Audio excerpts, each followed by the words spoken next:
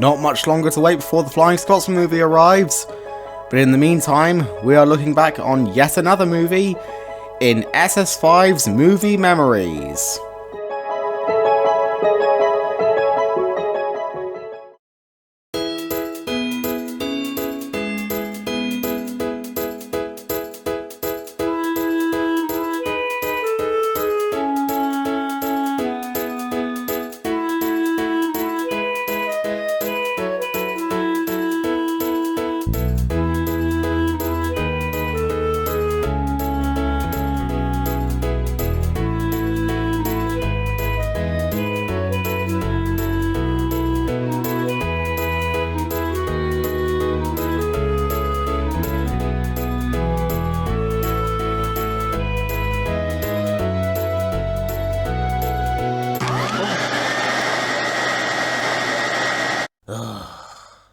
Cut off. Wait!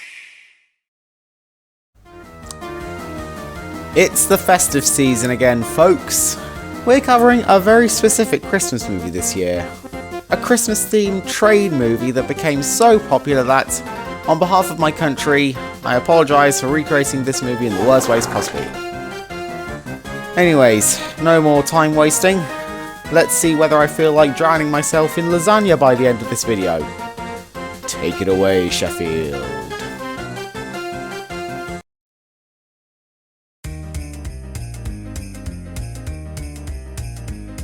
Now, if I'm remembering correctly, I think the first time I ever saw this movie was all the way back in 2011. I actually watched it with my class a few days before school ended back in year 1.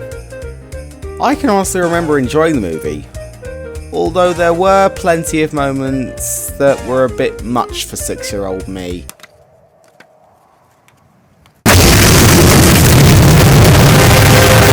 Every year since, it has been an absolute requirement to watch this movie around Christmas time, either on DVD or ITV for some reason.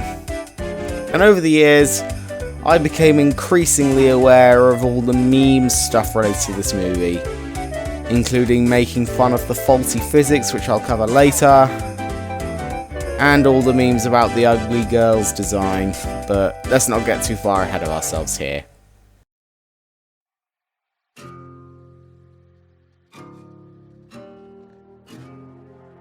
Right, you know the drill. Since this has been one of my favourite childhood movies, I am yet again going to be much more critical than usual. And I am going to be looking very thoroughly into how this movie compares with the original book it was based on. As always, I have rewatched this movie in preparation for this video, and this will be based around my opinion and nobody else's. Okay.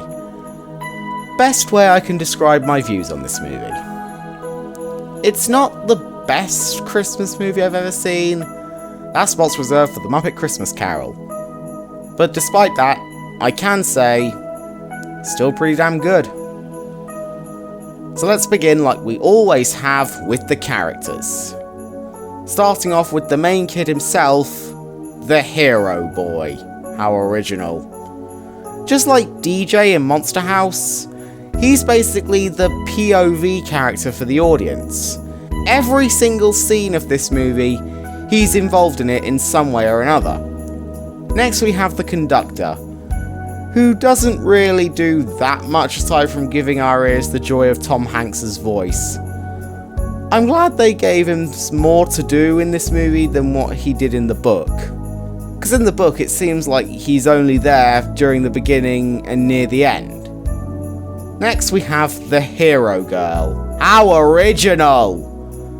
And she's basically the confident leader type. Not much to say about her. Next we have Billy the lonely boy. I'll give him this. He is involved in the best song in the whole movie, but other than that, he just doesn't have that much going for him in terms of character. There's also the know-it-all and the hobo, but they're just side characters who add a bit of size to the characters. Now on to my favourite characters of this movie, the driver and fireman, Steamer and Smokey. These guys are the best thing this movie did in terms of characters. I love their little hijinks with the pin during that ridiculous Glacier Gulch scene. And I just wish they were seen more often in this movie. Now let's get into the story. The hero boy is starting to have doubts about Santa's existence. And coincidentally, on Christmas Eve, the Polar Express turns up at his house bound for the North Pole. And so the hero boy boards it and sets off on the journey. They're promoting kidnapping with a train! Now let's address the biggest positives of this movie. First up, I absolutely adore the cinematography, specifically around the Express itself. My favourite being that scene where the hero boy slams on the engine's brakes and we get a close-up of the engine's wheels sparking across the track. That scene gave me chills, man. I just had to rewind it when I watched it. And the sound effects are also really good. My favourite being when the engine is seen for the first time and during the deja vu drift scene. Turn this sled around! Another thing this movie absolutely excelled in doing was recreating various illustrations of the original book 100% precisely. That was such a nice touch. Now on to some negatives. First up, the motion capture. Now I'm sure you'll all remember me saying in my Monster House review video that the motion capture in that movie was better than this one. Well, I still stand by that. Why anyone thought this was the future of animation is beyond me. And then there's that. Off to hang myself, horse and left! I'm just not even going to bother. Despite those though, I'd say this movie is still worth a watch after all these years.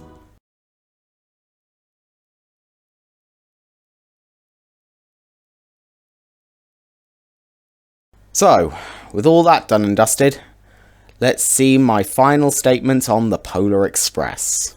Well, this last part of the video explains my final views.